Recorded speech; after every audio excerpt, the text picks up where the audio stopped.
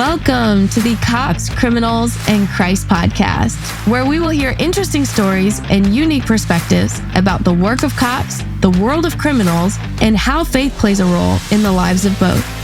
Dale Sutherland was an undercover cop and a pastor for many years and will share interesting stories and perspectives and interview guests. I'm your host, his daughter, Kristen Crew. Come join us to learn more about these powerful forces and how they shape the lives of people just like you. Let's dive in.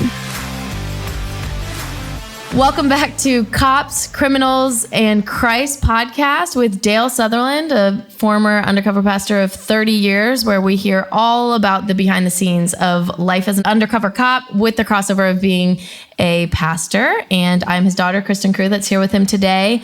And so as much as I had a behind the scenes look growing up, I am kind of an outsider looking in now that I'm an adult hearing it for the first time. So we ended last episode hearing that you should be dead. Tell us which case. Well, I think there were several times where it came close and probably other times where I didn't even know it was about to happen. But in this case, we actually documented it because there was testimony later. It was printed in the Washington Post. I mean, it was quite clear what they were trying to do. And my friend got killed that day. Wow. So what happened was we had... we were, at that time, we were in the middle of the crack wars. And when I say that, I mean, I don't think people can really appreciate it. We don't talk about it enough in history, how big of a deal that was in America. I mean, it was like a civil war across the United States. And people don't, I mean, the number of human beings between, I believe it was 89 and 98 in Washington, D.C., there were 4,500 people murdered. This is a lot of people. Yeah. And so I remember standing on the scene of one shooting, and we had, within a few blocks, we had five scenes at the exact same time. Wow. 1 a.m. So it was a crazy time. While we were working as narcotics guys, we also worked with the homicide attorneys, and that's how all this started. Because the overlap was so great. And is this 90s? 90s, yeah. Okay. This is 1992. Okay. Yep. So I was working with this one prosecutor, a great guy, and our team was really. And a guy walked in and said he wanted to cooperate. He was mad at this crew because this crew had killed his uncle, I think it was, and he wanted to get back at him.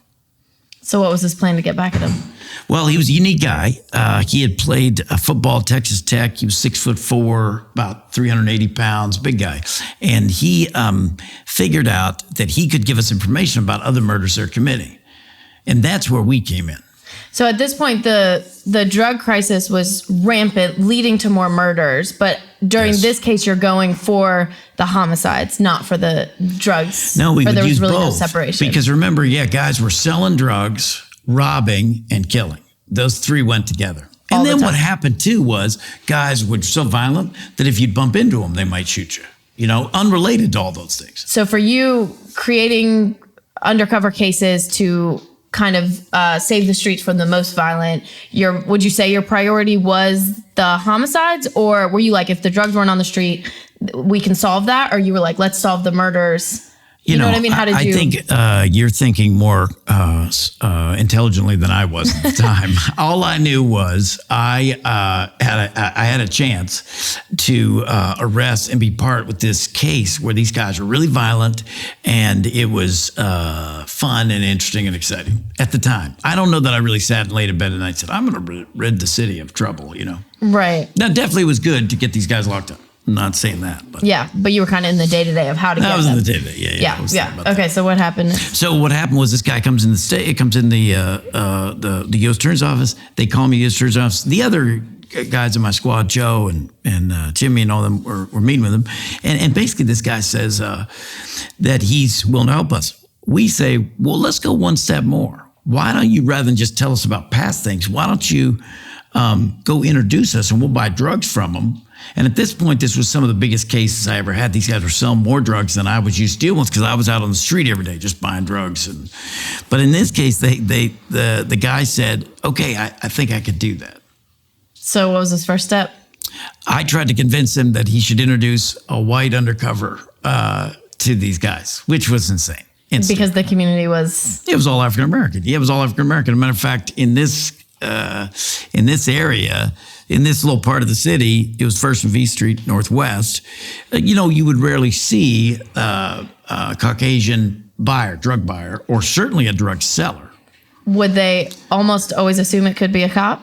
Sure, yeah, police, snitch, or also or an addict. Really bad addict, because you do have white addicts everywhere. Right. So how'd you convince him of that? What'd he think?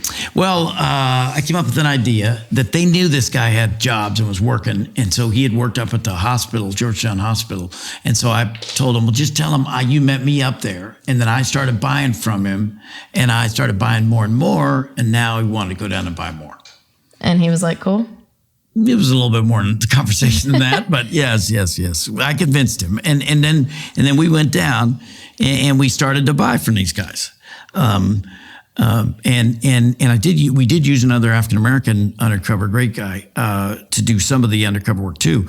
So together, he was doing some of the deals, I was doing some of the deals. We would meet with various ones of these guys. There was about 7 deals in this case. So some of what you did in your undercover work was by bus, where you would go buy the drugs and someone else would come around, you'd give them a description, and you would bust them right away. But right. In this case, you're building a case, so you're buying and you're walking away. We call it a buy walk. So I'm buying, you get to keep the government's money for today and walk away. That's crazy. Is it hard to walk away, or you just have confidence that? Well, it isn't too bad when it's $40 or $50. When it's $30,000 and they're walking away, it's a little harder. Yes. Okay, so you are going to buy for how long? How's that going in this case? So this went on for a couple of months, and we're trying to build this case against the main guys, trying to get everybody in the crew, committed. And the big day was, or the really tough day, sad day, was when we had arranged to meet with one of the defendants, who was actually a really good friend of the informant, and he was going to meet us down on the corner, and we were supposed to go down there and buy 62 grams of crack. So it was 2 ounces of crack cocaine, a little bit more than 2 ounces. Then what happened? Well, I'm always late. I'm late to everything, and I can confirm. You can confirm. I'm late. I'm late. That crosses to over, And jobs. People tell me my whole life that you shouldn't be late. You shouldn't be late. But this time, being late saved my life. Wow. These guys were waiting.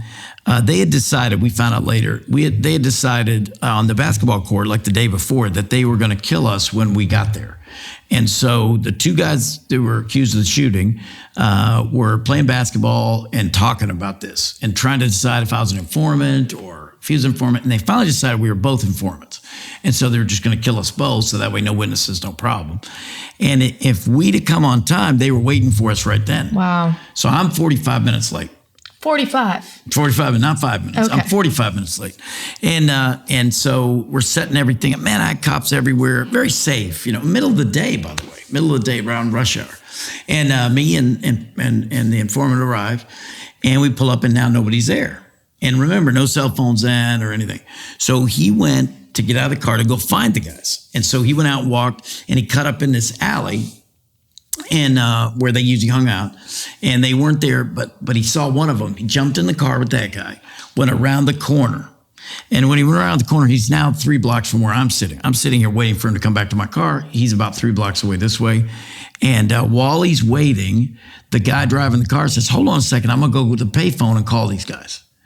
He goes to the payphone, and when he's at the payphone, he goes over to the payphone. Instead of picking up the payphone, witnesses later said, all he did was kneel down and cover his ears. He knew it was about to happen. Wow. He knew it was about to happen.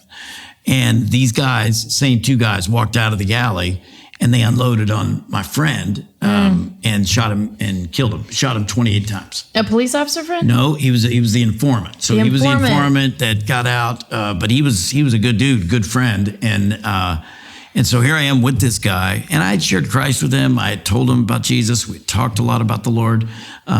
We had spent a lot of time together. But at that moment, I was just right around the corner, right, and ended up, being spared by God's mercy for whatever reason. If I'd just by timing, really. So this was the informant that called you and said, "Hey, this is the informant you worked with for this case the whole time." Yes. So I assume you were pretty close. You had a lot of conversations, we really did. worked together. We really did. Yeah. Oh man. So then what happens in the moments that follow? He gets shot. And then what happened? What do you do? I get told that he got shot. I'm like, no way. I remember like, that didn't happen. I don't believe it's him. It must have been somebody else, whatever. And then they said, well, he's up at Howard University Hospital. So we drove over to Howard University. I remember with a buddy of mine, everybody was like, it's him, it's done. And I was like, nah, me and my buddy are like, let's go see. So we drive up there. You know, we had a lot of people shot in the city. Maybe there's some chance. So anyway, I remember walking in and his body was just on the gurney and they had just worked with him. And I remember bullet holes in his neck and bullet holes all the way down to his ankles. Wow. I remember that because he was laying there and you know, that quick, I'd lost all opportunity to get through. The guy just had a kid and it was a tough time. That's so devastating. So were you able to make those arrests? Yeah, over time, they ended up then going to indictments. They went to the grand jury. And during our grand jury indictments, they killed another 7 or 8 people that they thought were witnesses. And to be honest with you, they weren't even witnesses. They killed people who weren't cooperating because they didn't want to take any chance on who might tell. They get jail time? Yeah. They went to jail for a long time. Yep. So I'm trying to picture, you know, law enforcement has a reputation and even a need to like just kind of keep going. Like, so I'm picturing this is your day. I'm like getting picked up from my mom is picking me up from school and we're going home to eat our after school snack. And this is where you're at. And there's some reality that like you kind of have to keep going. But what does that look like in those moments with the police officers? Were there conversations surrounding faith? Was there any moment for you guys to kind of feel the sadness of losing that guy? Or was it just like, man, another day, another killing, let's keep rolling. What's our next arrest? Well, I'd say that the guys that were close to the informant, yeah, we definitely talked about it, but we don't talk much about that anyway. And I don't think it's that different in police work or anywhere else. About losing people? About losing people. We don't linger on that very much, especially the way we grew up and everything. So anyway, we didn't talk a lot about that, but it did give me an opportunity to share Christ with several of the other officers, because whenever you lose someone that close, where they're alive one minute and they're gone the next, I mean, I'd spent a lot of time. They had spent a lot of time with him too, though. You know, they had wired him up that day, you know, all that stuff. So, no, it was a big shock to all of us, and it did open opportunities, but in a really sad way, of course. Right. Yeah, a really sad way to lose someone so close, and then you just kind of pick it up and keep going, though. Mm-hmm. Did you feel like it changed your mentality about work or life or even ministry, what you preach, how you preach, or how you even navigate family life at that time? Or was it really just like, that's crazy, keep going? I think that it was one of the first times I really thought this could be dangerous. Right. Yeah. Other guys had this stuff happen. Cops have been shot and all that. But I think this thing coming that close, and when I found out, because I didn't find out until months later, they had actually planned to kill us both. I didn't find that out until months later. People came in and testified and said, I was on that basketball court and they planned to kill both of them. Right. You know? But this was the 90s, so you had a long career after that where you didn't cower back from risky situations. Yeah. It didn't have that effect on you. You know, I heard this thing recently. I think it's super helpful. Courage is needed when you're afraid of something. So sometimes we say that was very courageous of you. Truth is, if you're not afraid of it, it doesn't require courage. Yeah. So the truth is, God in his mercy gave me confidence in those situations. Now, at the same time, I don't like heights. If I go up on a tall building, that requires courage. Mm-hmm. That's courage for me to do that. I need God's help to do it. But if you look at my police work days, I think God gave the courage. I never even thought much about it, to be honest with you. Yeah. I mean, I thought about how to stay out of it. I had a couple of lines I wanted to draw. I didn't want to get kidnapped because a lot of drug dealers got kidnapped. I didn't want to get kidnapped. And I didn't want to get shot without shooting back. That was a big deal to me. You always had your gun on you. Yeah, not really. No. Not when you're undercover? No, a lot of times. Matter of fact, in those cases, I didn't carry it on me ever. Because remember, I'm a white guy in the city. Mm-hmm. You already stand that chance. I've been searched often. So you would wrap it like in a T-shirt or something and stick it under the seat, but not on me, no. you couldn't have like grabbed it, you know. Right. Yeah, you were so close to death. That's crazy to think about. Even now, I think it's sobering, even years later, to consider, just how truly close to death we always might be. We don't know if when we walk out here what's going to happen. But in that case, confirmed proof, there were guns that were going to be pointed at me if I was not late. I'm surprised you haven't used that more when you're still late and people are frustrated with you. Like, it saved my life one That's time. Right. I'm not going to change these ways. Matter of fact, that's a good idea. You think I convinced your mother? I don't think my mother will buy into that. But what was her response on this day? Do you remember? She was always so supportive and never very upset by it. She was very strong emotionally, and she just didn't linger there. I guess that's the way she'd had a hard life growing up, and so she didn't stay in bad things. She just doesn't worry. Yeah. And she would say she just trusted God for your life. That's for right. Sure. Absolutely. And I think that affected us at home of where this was another day in the office for you. Obviously this day being a little bit more impactful than some days. And Mom was like, we trust God, we pray for him, we keep going. And that was kind of the tone of our house to not be fearful of these things. Yeah. She has a great relationship with the Lord. Yeah. It's funny because you say during that time, like one of the things was we were so busy, who'd you learn the Bible from? Who'd you get discipled from? Where did you stay in the Word? Whatever. And honestly, Patty was my discipler.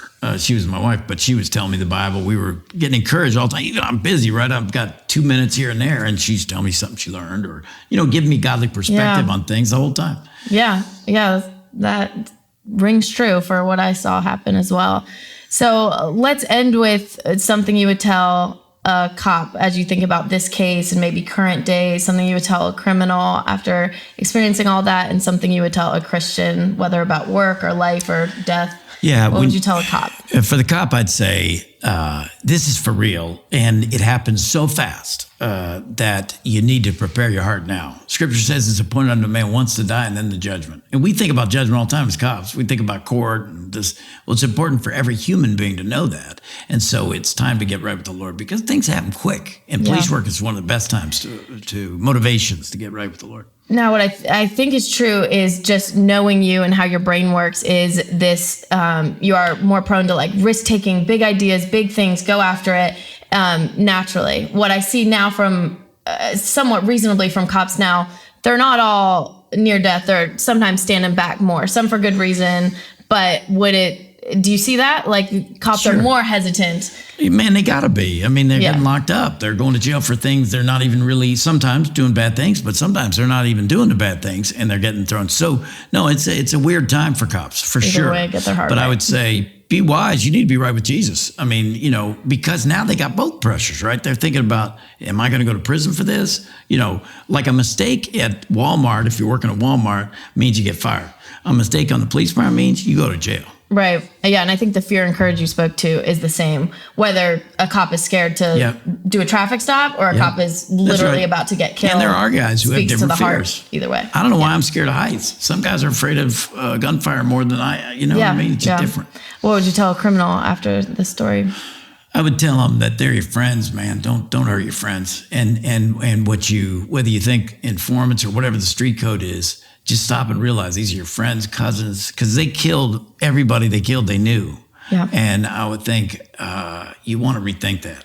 Jesus has a better way to live than this. Yeah, I think a lot about criminality different now after being a foster parent for 9 years and seeing the impact of early years on the duration of the life. And I think through these concepts of losing parents to addiction and living on the streets and all these impacts, and then what once as a child is kind of like a therapeutic problem becomes a criminal problem really quick in adulthood. So I kind of see how these guys and girls get to this place of like they're in fight or flight all the time, just trying to survive, but it's costing them, like you're saying, their friends, their family. The cycle continues unless they break the cycle. That's right. And I think the hope is obviously I think spiritually, but also all the mental health ways God has blessed us. I just see those as blessings to help kids rethink so that they don't end up in these stories. I mean, look, we're telling these stories lighthearted, but each individual is a real human, and the people that get locked up, I'm telling you, if you get to know them, they're not as bad as you think. Even the murderers, you get talking to them, and most times, I would think sometimes after I'd interview a murderer, I'd walk out and I'd say, I think I'd have killed that guy too, He had killed his brother or he had killed a family member or whatever. I mean, what do you do? And so you go from being around these guys, you realize it's the heart, just like Jesus said, man. Right.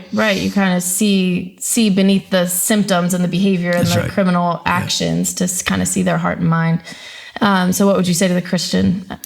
To the Christian, I'd say, be aware that the people around you really need this message, and life can end so fast. Jesus talked about it all the time. He would tell us over and over again, get ready, get ready, get ready. Why? Because he loved us so much and he wanted to prepare us, get us to think this could be the end today. Yeah. I think people can think from the outside that Christianity is exclusive, but it's really the most inclusive thing, because you look at what a criminal is experiencing, what you're experiencing, you're saying the same thing to the common man, to the criminal. Right. Like it's level playing field available to everyone. We all need hope in Jesus, and that's the end of the story. I'm telling you, African-American, Latinos, criminal, cop, women, men, I have personal stories in my head right now of all those categories of people who know Christ like I do. And now we can worship together. We can talk about the Lord together, and Christ has changed all of our lives. Yeah. Well, thank you for sharing that. And we will come back with more life or death experiences and ministry experiences and all of that next time on Cops, Criminals, and Christ podcast. See you next time.